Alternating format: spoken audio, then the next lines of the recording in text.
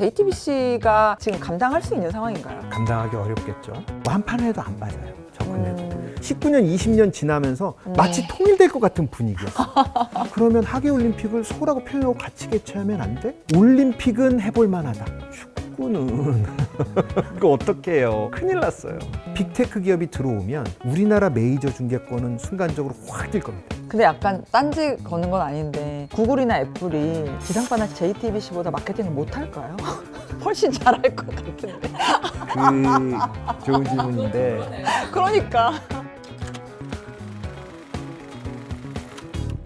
안녕하세요. 노가영의 인더스토리입니다. 올림픽 중계를 JTBC가 독점하면서 많은 좀 사회적 담론들이 좀 일어나고 있는 것 같습니다. 그래서 과거에 JTBC에서 실제로 주력 스포츠들의 중계권을 직접 딜링하셨던 전문가 한 분 모셨습니다. 안녕하세요.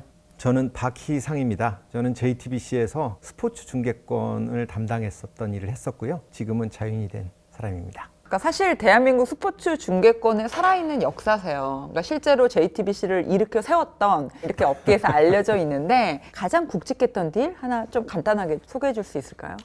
2010년도에 박세리가 우승했던 USLPGA를 지상파한테 가져온 게 개인적으로는 가장 큰 그리고 이제 아시아 축구 연맹 대회 AFC 패키지라고 부르는데 그 딜을 독점으로 가져왔을 때가 사실은 이제 제 전성기 박희상의 르네상스 이런 거 저희가 이제 올림픽 중계권 이야기 그 이야기를 조금 본격적으로 해봐야 될 것 같은데 그러니까 이번 올림픽이 JTBC 독점이었다는 건 다들 아시니까 타 방송국에서 실시간 방송만 못하는 게 아니라 뉴스 보도에서도 올림픽 영상 자체를 못 쓰더라고요. 그래서 저는 실은 최가은 선수 금메달 소식을 SBS 뉴스에서 봤는데 댓글들이 가관이었어요. 구글 포토인 줄 알았다. 포토 스토리냐부터 시작해가지고 사진 짜집기로 이게 보도가 되더라고요. 이것 때문에 JTBC 독점에 대한 어떤 문제 그리고 이제 JTBC랑 지상파가 계속 지금 상대탁 공방을 아직까지 멈추지 않고 하고 있는데 경위를 좀 말씀해 주시면 좋을 것 같아요. 우리나라에는 아시는 것처럼 이제 지상파 3개사가 있었잖아요. 네. 이 사람들이 그동안 똘똘 뭉쳐가지고 스포츠 중계를 해왔어요. 물론 똑같은 거를 말이야 여러 채널에서 하는 건 전파 낭비 아니냐라고 하는 얘기는 있었지만 소위 카르텔이라고 부르는데 코리아풀을 만들어가지고 자기들끼리 이제 해왔는데 1996년도에 KBS가 AFC 축구 패키지를 가지고 혼자서 딜하려고 하다가 걸려요. 밴쿠버 동계올림픽하고 남아공 올림픽을 단독 중계해요. 그러니까 KBS하고 MBC가 저런 나쁜 하면서 이거 약속 깨는 사람 앞으로 300억 내기로 해요. 그래서 300억 내기로 하고 나서부터는 똘똘 뭉친 거죠. 재밌는 이야기는 그때 그 SBS에서 이걸 깨신 그 양반이 JTBC로 이적을 하셔서 지금 이 올림픽 월드컵 딜을 하셨어요. 아, 그 약간 뉴스에 나오시는 네네. 그 땡땡땡 그분이시군요. 홍땡땡이라고 하는 2011년에 종편사가 등장을 했죠. 그래서 종편사들이 우리도 그럼 거기에 껴서 중계하게 해줘 그랬더니 형님들 노는데 니들 오지 마. 막 이런 반응들이었어요. 그래서 지금도 그때도 똑같이 국민적 관심 스포츠에 대해서는 뉴스 영상을 무료로 나눠주도록 되어 있어요. 아, 그 코리아풀, 그러니까 지상파 3사를 제외한 방송국에서도 4부는 보도할 수 있었던 거군요. 네네네. 그런데 제가 실제로 받은 것 중에는 이런 것도 있어요. 지상파에서 왔는데 축구 경기였는데 축구 경기는 볼을 넣는 게 가장 중요하잖아요. 그렇죠. 그게 핵심이죠. 하이라이트죠. 네. 그래야지 뉴스를 만들 수 있잖아요. 그런데 볼을 넣는 장면은 쏙 빼고 그 앞에 볼을 자기들끼리 막 패스하고 있는 장면 4분이 들어온 거예요. 잊어버릴 수도 없어요, 정말. 그 뉴스 하지 말란 얘기잖아요. 네, 눈물이 나서. 물론 그때 지금 지상파가 하는 거하고 똑같이 사진 넣어서 했어요. 그래서 지금 이제 지상파들이 문제 제기하고 있는 그 4분 영상을 보고 제가 무슨 생각이 드냐면 이게 미디어 지형이 많이 바뀌었구나. 예전과는 달라졌구나라고 하는 거고 그래서 종편이 이제 올라오면서 지상파와 힘을 견줄 상태까지 왔구나. 그리고 이 과정에서 지상파와 종편사 사이의 싸움이다. 조금 더 크게 보면 기존의 레가시 미디어와 새로운 미디어의 싸움의 한가운데 우리가 서 있는 거구나 라고 이게 이해하시면 됩니다. 불과 한 10년 사이? 한 20년 사이에 10년, 15년 사이 10년, 15년 사이에 그러니까 과거에는 지상파 3사 이 카르텔이 가지고 4분도 그냥 볼 돌리는 장면만 주던 시절이 있었는데 지금 완전 지금 역전된 상황인 거네요. 맞습니다. 지금 올림픽 중계권의 금액, 중계권료도 되게 화제가 됐었는데 뭐 정확한 수치는 뭐 계약서만 말할 수 있을 것 같긴 한데 이번 올림픽 중계권을 독점하면서 JTBC가 보도에 따르면 한 7천억 정도를 쓴 걸로 추정된다라고 하는데 월드컵 올림픽 네, 합쳐서. 네, 합쳐서 예. 지금 업계에서는 실제로 추정치를 어느 정도로 예상하고 있는 건지 제 휴민트에 따르면 30% 이상 비싸요, 이거보다. 창피해서 말을 못한다고 저는 믿고 있습니다. 왜냐하면 이 딜이 제가 JTBC 다니던 중에 시작된 일이에요. 그때 시작을 해서 제가 런던 올림픽 때 IOC 직접 찾아가기도 하고 그랬거든요. 그때 시작된 딜이 이제 제가 나오고 나서 마무리가 된 건데 그때 시작가하고를 제가 추정하고 제 휴민트들의 이야기를 종합해 보면 그보다 높아요. 아, 근데 되게 멋있다 이거. 휴민트들에 의하면 약간 이런 거 되게 멋있는 것 같은데. 제 휴민트들 약간 이러면서 그러면 이게 기자들도 어차피 추정해서 하는 보도니까 한 9천억 이상 정도 될 거라고 아마 예상을 하시는 것 같고, 그렇죠? 네, 네, 저는 더 되는 것 같아요. 더 되는 것 같다. 예. 네. 그럼 지금 현재 JTBC가 2023년에 뭐 자본 잠식 상태도 있었었고, 2024년에도 실은 한 200억 이상의 적자였고, 그렇게 좋은 상황은 아닌 것 같은데 지금 감당할 수 있는 상황인가요, JTBC는? 감당하기 어렵겠죠. 감당하기 어렵겠죠. 네. 예. 근데 이번에 재판매도 못했고. 네, 사실은 제가 듣기에는 이번 동계 올림픽은 광고는 완판을 했어요. 완판을 해도 안 빠져요, 저 금액은. 제가 여기서부터 말씀드리는 거는 제 감이 아니고 기사에 노출된 금액만 가지고 얘기하면 네, 그렇게 네, 네. 얘기하더라도 대회 하나당 거의 한 70억, 80억까지 가거든요. 동계하계가 묶여 있으니까. 그런데 1년에 JTBC 전체 광고 매출이 제가 아는 한 4천억이 안 돼요. 그러니까 이거 감당 안 됩니다. 게다가 또 올림픽은 KBO처럼 이렇게 쫙 가는 게 아니라 맞아요. 딱 반짝이잖아요. 네, 맞아요. 맞아요. 그냥 사실적으로 보더라도 되게 지금 곤란한 상황으로 곤란하고, 보이네. 슈퍼 네, 곤란한 네. 상황이네요, 네, 지금. 맞습니다. 예. 사실은 아마도 재판매 할 수 있을 거라고 봤던 것 같아요. 작년이죠. 25년도 말에 12월 24일 날 중앙일보에 사고난에 홍땡땡 이분을 JTBC 부회장에서 중앙일보 고문으로 발령낸다는 기사가 떴어요. 아, 그럼 100% 이번 건 때문이네요. 네, 맞습니다. 책임인 그러니까 거네요. 책임을 물었다기보다는 지상파 여러분 홍땡땡 뺐으니까요. 이제 저희랑 협상해 주세요. 라고 하는 메시지, 시그널이에요. 너무 잘 알겠다. 어떤 네. 상황인지. 아니 고문이 뭐 좋은 자리라고 그걸 사고까지 내. 아. 부회장하다 고문으로 갔는데 이 얘기는 빨리 보세요라는 뜻이에요. 아니 근데 저는 실은 이 딜을 보고 이렇게까지 왜 무리했을까라고 좀 추적을 해봤더니 이 딜이 2019년이더라고요. 네, 맞아요. JTBC랑 이 IOC랑 한 딜이 2019년인데 계속 J사가 그냥 뭐 한 5,600억 정도를 계속 적자를 보다가 딱 두 개 년도, 그러니까 2017년과 2018년 반짝 흑자 전환했더라고요. 그 바로 다음 해잖아요. 2019면 그냥 상식적으로 생각해봤을 때 종편 사사 중에서 JTBC가 가장 오리지널 투자를 많이 해서 왔기 때문에 그거를 이제 우리가 걷어들이겠구나, 수익을. 그냥 이제 상승세로 가겠구나 이렇게 예상을 하고 들어갔던 게 아닌가라는 생각이 들었어요. 정확히 보신 것 같고요. 그 말에 동의해요. JTBC한테 좋은 기억이 있는데 2018년도에 평창에서 동계올림픽을 하잖아요. 네네. 이 올림픽을 할 때가 언제냐면 19년도에 지금 하고 있는 올림픽의 딜 메모를 작성하고 있던 시기예요. 이 시기에 드라마는 점점 올라와서 이게 단기지만 흑자로 바뀌어 가고 있었고 평창에서 하는데 국민적 관심이었잖아요. 그 당시에. 그때 정말 거기다 최고였죠. 우리나라에서 했으니까. 그리고 북한의 공주님인 김여정 씨가 내려오셨잖아요. 잘 생각해 보시면 19년, 20년 지나면서 마치 통일될 것 같은 분위기였어요. 그리고 이때 무슨 일이 있었냐면 내부적으로 올림픽이 이제 우리가 할 때가 됐어요. 88년도 했으니까 그러면 하계올림픽을 서울하고 평양하고 같이 개최하면 안 돼? 이걸 IOC한테 물었다라고 하는 이야기를 제가 들은 바가 있어요. 휴민트한테 네, 들으셨군요. 그래서 이게 다 연결돼 있어요. 자료를 찾다 보면 이런 게 나와요. 19년도면 이제 문재인 대통령 시절인데 이때 한참 분위기 좋을 때 서울, 평양, 남북 동시 올림픽 개최에 대한 기사들이 나오기 시작합니다.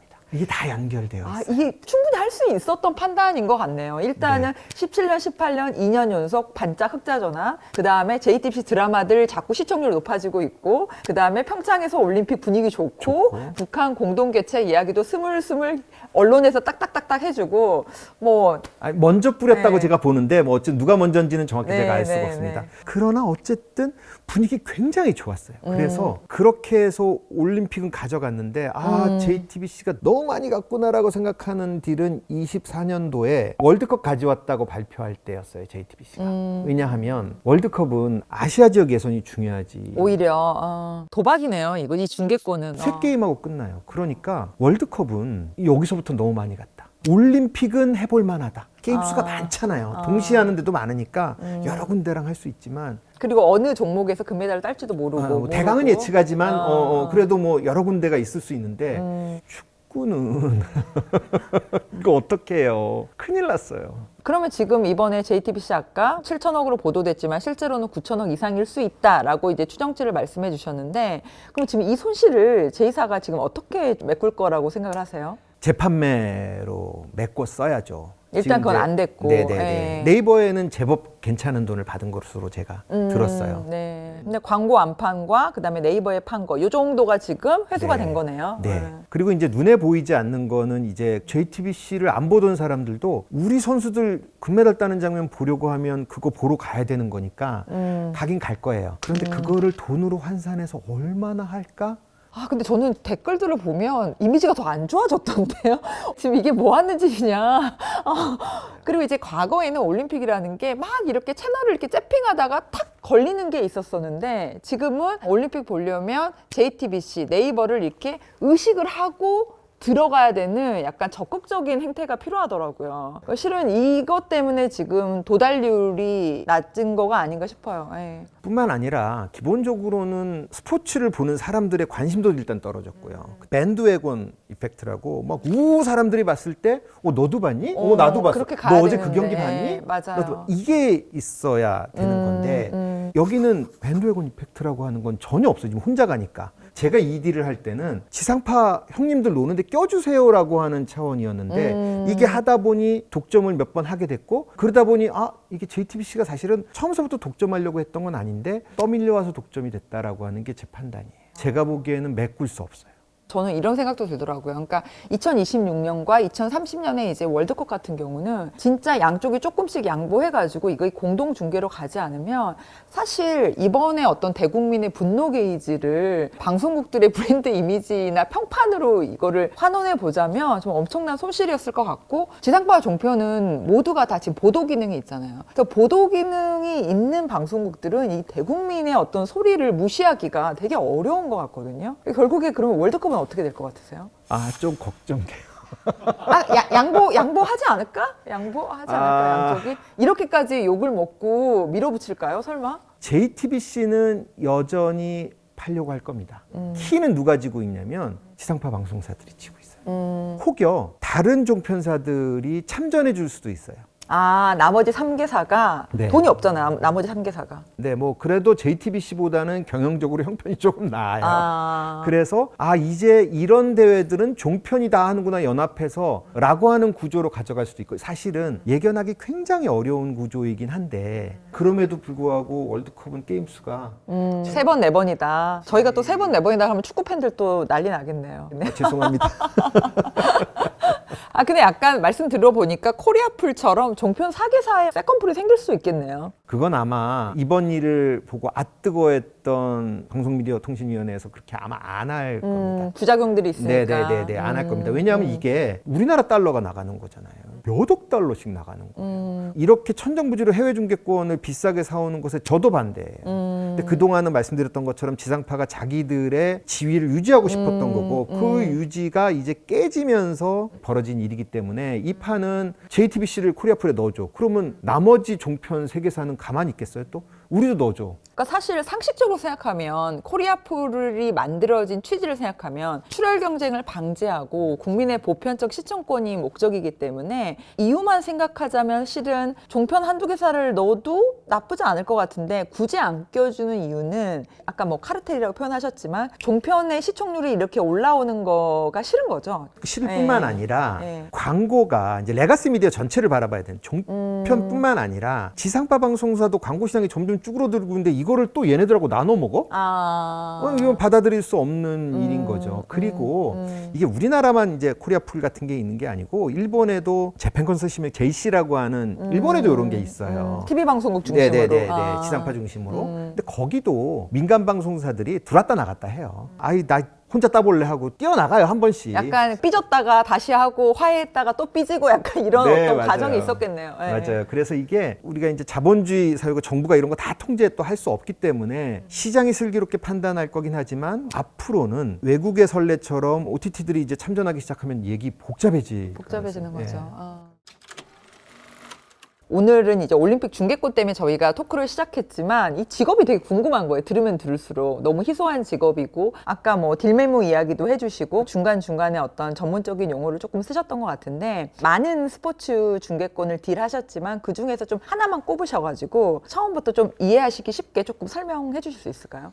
2026년 WBC를 예를 들면 누가 가지고 있나요? 중계권 MLB가 가지고 있어요. MLB가 가 만든 대회예요. 이게 사실은 몇 년 안 된 대회고 야구가 올림픽에 들어가 있지 않으니까 야구 올림픽을 한번 만들어 보자라고 하는 취지로 만들어진 거고요. MLB가 이제 이 중계권을 만들어서 이렇게 해요. 보통은 이제 입찰할 거니까 제안서 이렇게 해가지고 이런 형식을 줄 테니까 이 형식에 니들 방송 계획서, 돈 얼마 낼 건지, 니들 회사 어떤 회사인지, 마케팅 계획도 요게 이제 보통 우리가 알고 있는 일반적인 입찰의 최소한 어떤 조건인 거네요. 네네네네. 이렇게 가지고 와라고 공개 입찰을 하는 경우도 있고요. 공개 입찰에 나가면 금액이 너무 많이 뛰어요. 그렇기 때문에 저 같은 경우는 공개 입찰 나기 전에 뭘 하냐면 예를 들어 WBC라면 MLB가 어떤 대행사를 판매 대행사로 지정을 해요. 독점으로 이 대행사가. 네네, 그렇죠. 지역별로 정해져 있는 경우도 있고 월드와이드로 정하는 경우도 있는데 제가 했을 때는 아시아 지역 판권을 엠피엔 실바라고 하는 회사가 가지고 있었어요. 그 회사가 가지고 있으면 그 회사가 선정됐다는 이야기를 빨리 알아야 돼요. 휴민트를 통해서. 그러면 빨리 찾아가야 돼. 그러니까 제 경우는 WBC 2013-17 딸 때는 아는 날 바로 그날 떠났어요, 일본으로. 근데 사실 MLB 입장에서 생각해 보면 사실상 더 많은 돈을 받으려면 공개 입찰까지 기다리는 게 더 유리하잖아요. 굳이 이렇게 조금 더 디스카운트된 가격으로 미리 할 필요가 있나요? 좋은 질문이에요. WBC 정도를 할 수 있는 방송사는 몇 개 없어요. 그 당시에는. 그쵸. 지금은 뭐 이제 CJ가 가지고 있으니까 그러니까 CJ가 다시 지상파에 되팔아서 지상파 방송사들도 하고 티빙도 하는 구조를 올해는 가지고 만들었는데. 있지만 그 당시에는 몇 개 없어요. OTT가 그렇게 나오기 전이니까 그때는 생각해 보면 이런 거예요. 대행사 입장에서 보면은 코리아프라고 협상해야 되네?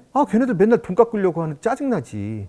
말도 잘 안 듣고 그리고 공개 입찰 해봤자 어차피 걔네들이 갖고 갈 거니까 고압적이잖아. 근데 어떤 애가 착하게 와서 옛날 얘기도 좀 하고 가족은 어떻게 지내는지 애는 있는지 결혼은 했는지 공손하고 일단 저자세고 제가 후배한테 항상 하는 이게 사람이 하는 딜이야.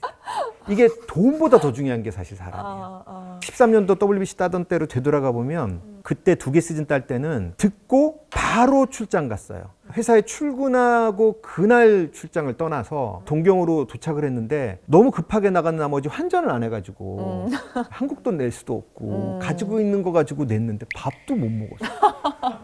전철도 못 타가지고 걸어 다니고.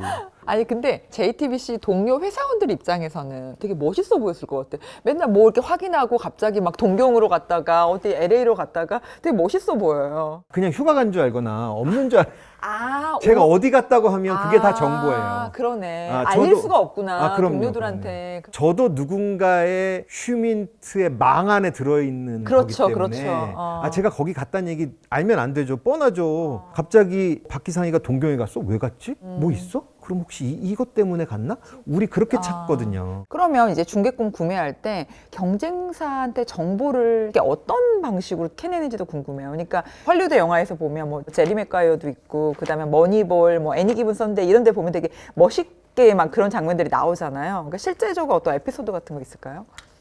이게 이제 제가 아는 지인들이 들으면 저 자식이 그때 그래서 그랬나 보다 이런 얘기를 할까 봐.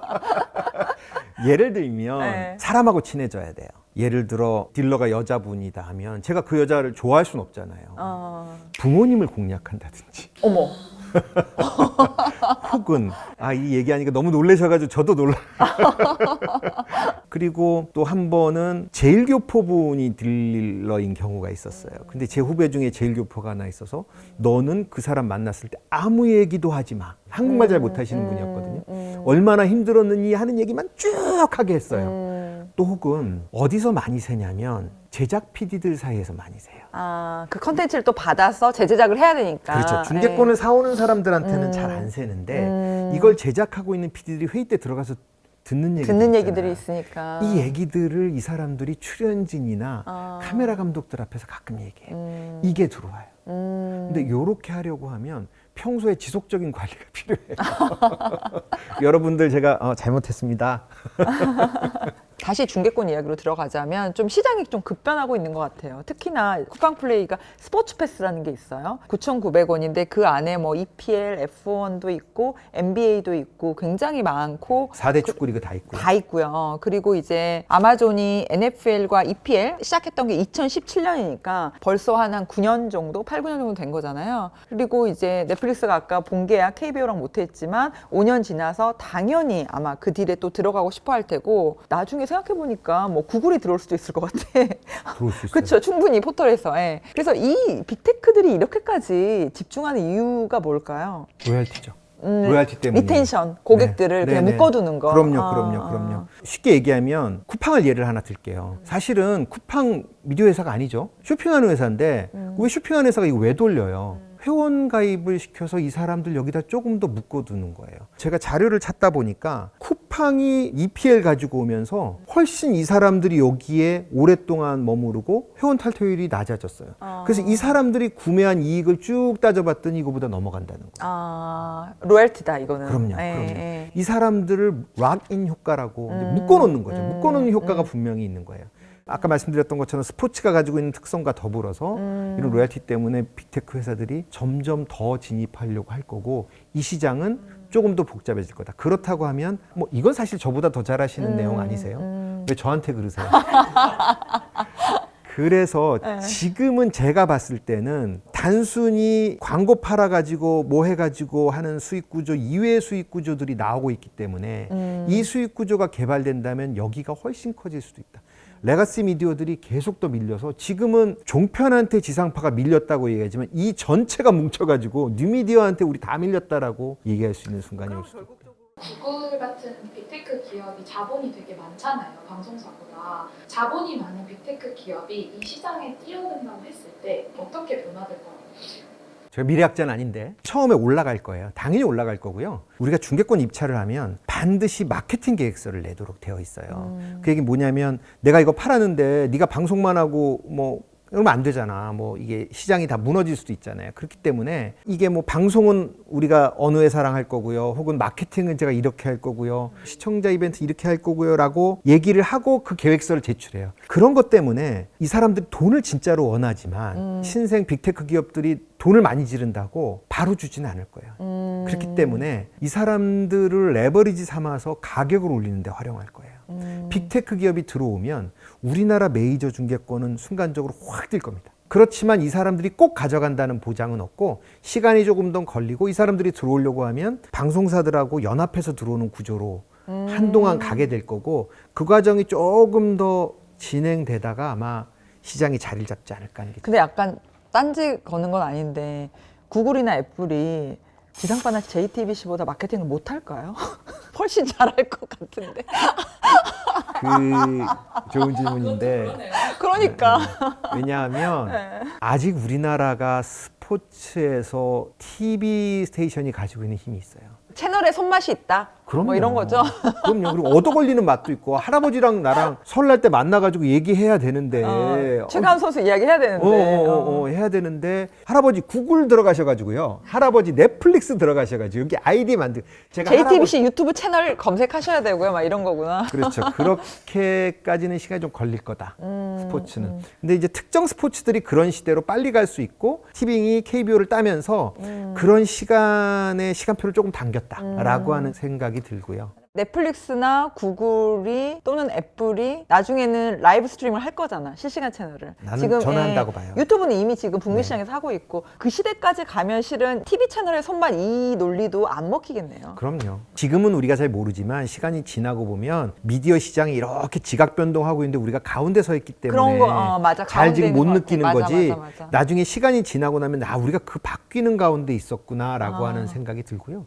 미디어 소비도 확실히 달라진다고 봐요. 그러니까 지금 딱 말씀하시니까 생각나는 게 저희 처음에 티빙이 KBO 딜 했을 때 1차 딜 했을 때 정말 노이즈 많았잖아요. 이거를 유료로 푼다고? 약간 그랬는데 불과 실은 2년 사이에 KBO의 어떤 유료가 완전히 정착이 된 것 같아요. 그리고 이번에 어쨌든 간에 2차도 딜을 따낸 거 보면 KBO도 티빙을 만족스러운 파트너로 서로 만족했다. 이거가 지금 증명이 된 거라서 결국에는 완전히 그냥 프리미엄 어떤 유료 컨텐츠로 이 흐름은 계속 유지가 될 것으로 생각이 되네요. 우리가 이제 KBO 때 제안서 제목이 이걸 KBO를 돈 내고 본다고요? 이거가 제목이었어요. 그런데 떨어졌잖아. 그런데 떨어지고 국민들은 이미 여기에 익숙해지고 네. KBO는 티빙을 너무 만족스럽게 생각하고 한 2년 만에 세상이 바뀌었어요.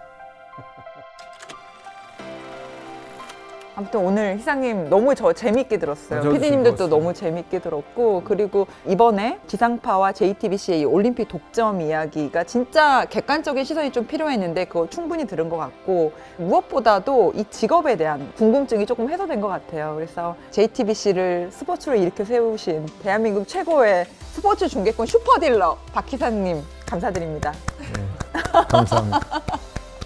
옛날 얘기를 하게 해주셔서 감사드리고요. 이제 여름 되면 월드컵 시작할 텐데 오늘 들으신 이야기 가지고 흥미진진하게 월드컵도 과연 JTBC가 혼자 할 건지 또 그때는 지상파는 어떤 스탠스를 할 건지 한번 흥미진진하게 요 판의 움직임 속에서 들여다보시면 좋다. 그냥 우리가 저 나쁜 놈들 하는 것보다는 훨씬 재밌게 보시지 않을까. 고맙습니다. 감사합니다.